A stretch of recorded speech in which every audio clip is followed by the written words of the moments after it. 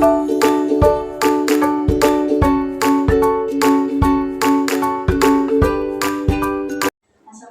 warahmatullahi wabarakatuh. Perkenalkan, nama saya Faiza Nurani.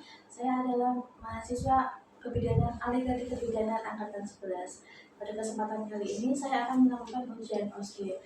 Selamat menyaksikan. Assalamualaikum. Waalaikumsalam Ibu Mari. Silakan masuk, silakan duduk.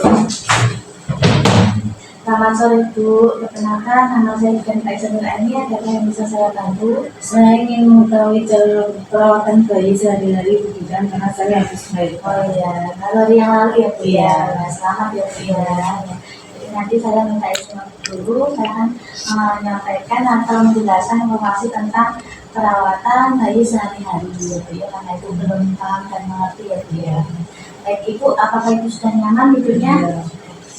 Saya izin untuk dulu terlebih dahulu ya Bu ya.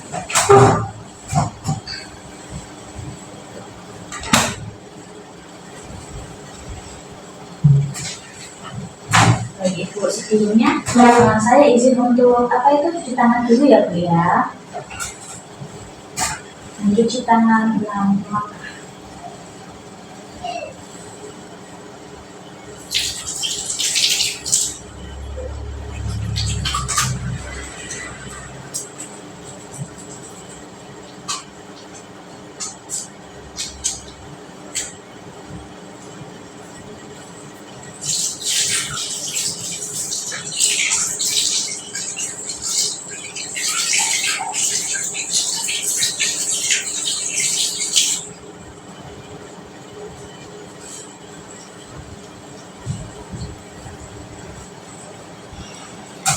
Baik, saya mulai ya Bu ya.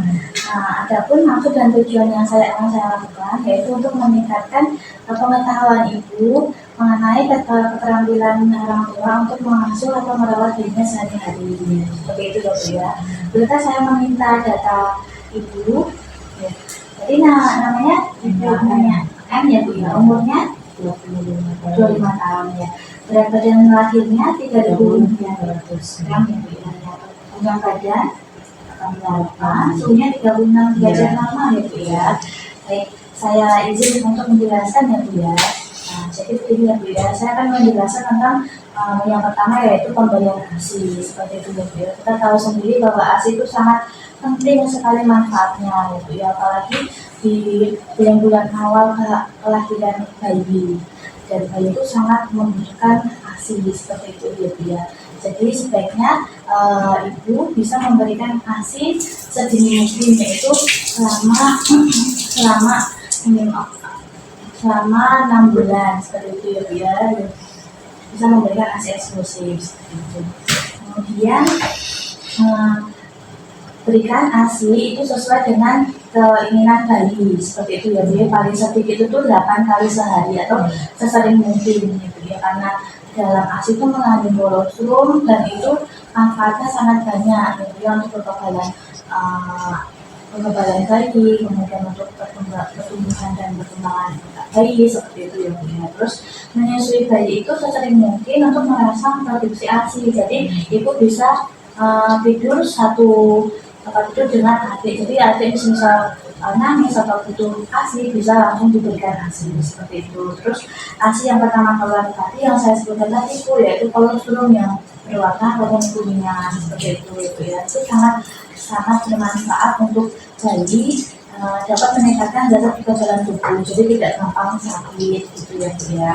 Kemudian yang kedua yaitu cara menjaga kebersihan dan kehangatan bayi.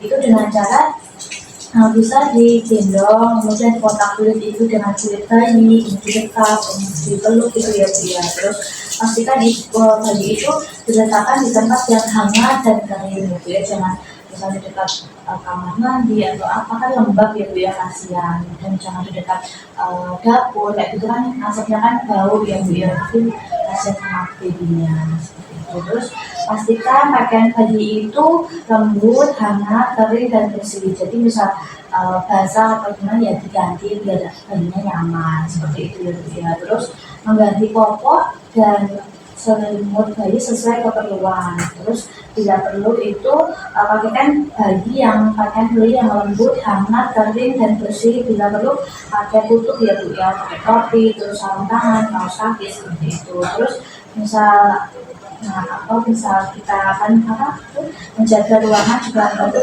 selalu hangat.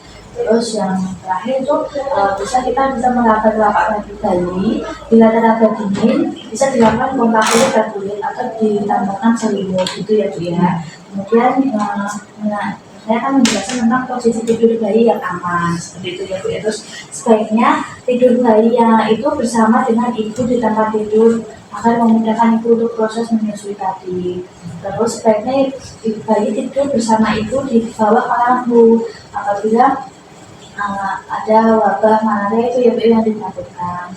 Terus posisi tidur bayi itu dianjurkan adalah terlentang ya Bu ya, dan atau miring. Jadi tidak dianjurkan posisinya tengkurap, apalagi tidak di pengawasan, perlu pengawasan ya Bu ya, tidak boleh tengkurap, bisa menyebabkan hal yang tidak diinginkan seperti itu. Yang ketiga, Baik Ibu, tadi sudah saya jelaskan ya Bu ya tentang perawatan bayi sehari-hari tadi. Nah, sekarang apakah Ibu sudah paham dan mengerti yang saya jelaskan tadi? Sudah ya Bu ya.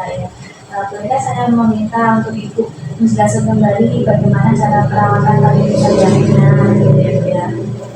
sebelum dan sudah memegang tali pusat harus cuci tangan, pastikan tangan sudah bersih, kemudian tidak menaruh cairan atau apapun di dalam tali pusat agar tali pusat tetap kering. Jika memakai popok, mengikatnya harus di bawah tali pusat dan pastikan tidak terjadi kegawat-gawatan di pusat seperti infeksi. Nah sekali, berarti Ibu sudah paham dan mengerti tentang perawatan bayi sehari-hari ya Bu ya sekarang. Berarti Ibu sudah mengerti ya Bu ya, nggak bingung lagi ya Bu ya. Akhirnya yang bisa saya bantu lagi kalau ada pertanyaan lagi, sudah cukup ya. Terima kasih ya, sama-sama Ibu, terima kasih.